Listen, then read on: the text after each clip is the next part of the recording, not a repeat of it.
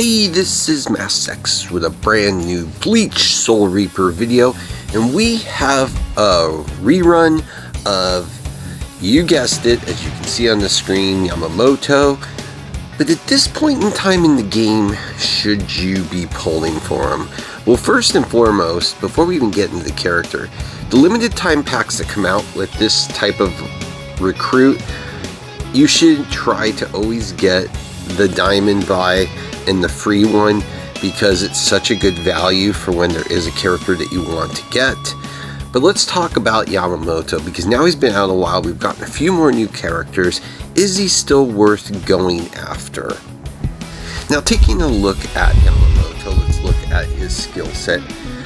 His first skill deals 120% attack plus 984 damage to an enemy target. This attack ignores 20% of the target's defense. A solid, basic attack on him. Then you have Scorching Hell. And Scorching Hell deals 160% attack plus 1230 damage to all enemy targets. Targets affected by burn take 30% increased damage and reduces the target's healing rate by 30%, which is pretty awesome given now with Unohana out here and some other healing options. Really just a solid skill there. Then next up you have the super attack enhancement, where he gets, it scales of course, a permanent increase into his attack. Then you've got incandescence, which again applies burn of 33.2%. that scales attack to all enemies at the beginning of each battle. The effect cannot be purified, which makes it really strong too. Then you got a damage boost on him that's also going to scale. Always deals an additional, for me right now, 9.1% damage to targets hit. So a very good toolkit on this character.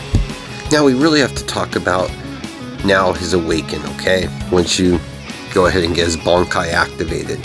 At level 1, you're going to get the reduced Ryoku of 5. At level 2, you're going to get the reduced Ryoku of 5.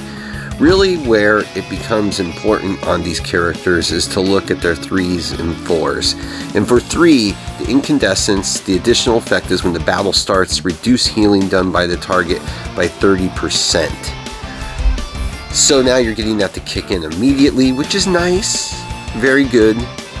Then on 4, also with incandescence, additional effect, when battle starts, reduce the target's healing effectiveness by 30%. At the beginning of each turn, increase your speed and attack by 5%. To me, he doesn't really shine at his full potential until 4, which is a shame because it's a heavy investment for this unit. But now you got to think about, is he worth the investment at this time to build in the game, now that we've seen some of the characters coming and we know we're going to get stronger characters, and characters especially that are mainly DPSs, are just going to start to fall off. And again, just in playing through, there's some absolutely phenomenal releases that have come out. I'm not a big proponent of White Ichigo, but right now in the meta, he's really good. I just don't see him lasting long, so to me, he's not worth the investment. But he's an absolute decimator of Soul Reapers. I'm not sure I'd rate him higher than Yamamoto. I think Yamamoto as a whole, his toolkit, especially fully awakened, is better than White Ichigo. And again, I can see Yamamoto lasting longer than White Ichigo based on what type of characters we get coming down the road.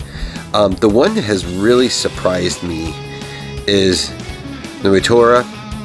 I've seen this character in action, and he is just an absolute beast. I think he, as a whole, is better than Yamamoto, better than White Ichigo. Ukiura is fine. I think, again, he falls into that. There's going to be a better Ukiura coming.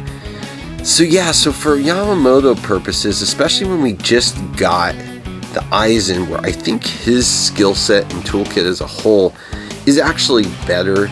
But again, he's very similar to Yamamoto, where his effectiveness isn't going to shine until especially 3. But I think with Aizen, you can get to 3 and he's more effective, where Yamamoto really needs to go all the way to get to his full potential. But to me, versus those two, I think Toshiro is better as a whole, because his 0 cost round 1, basically ultimate, is insane, plus reduction of speed, great at 3. So yeah, if you watched my tier list, I put Toshiro up above all those.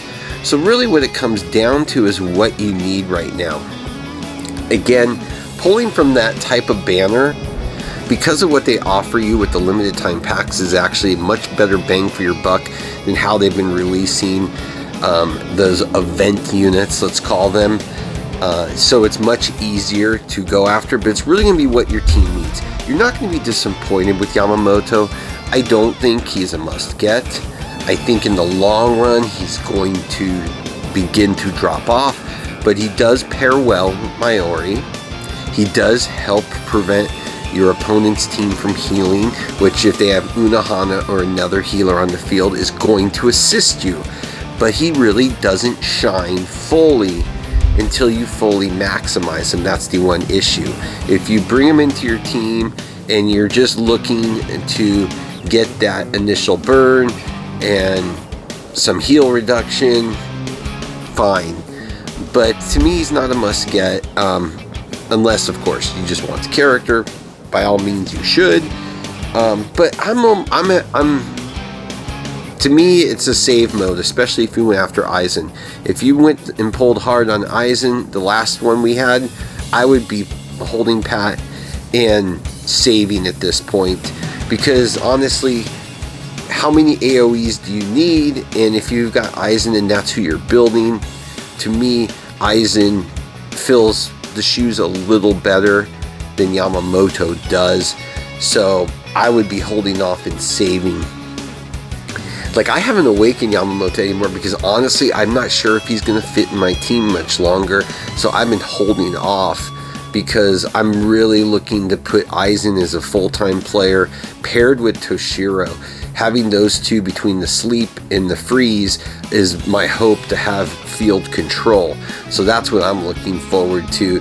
And so to me, Yamamoto may not fall into there any longer. It's going to be Yamamoto or Byakuya coming out, and I'm just going to have to see which ones I think fill those roles better with each other. So let me know your thoughts if you're going to pull on this. Again, for these limited units, you get them, to me, because you can acquire some free with your diamonds. This is a much better pull scenario than the event characters, how they have it structured right now. With that, as always, please like and subscribe. It helps a lot. Have a great day.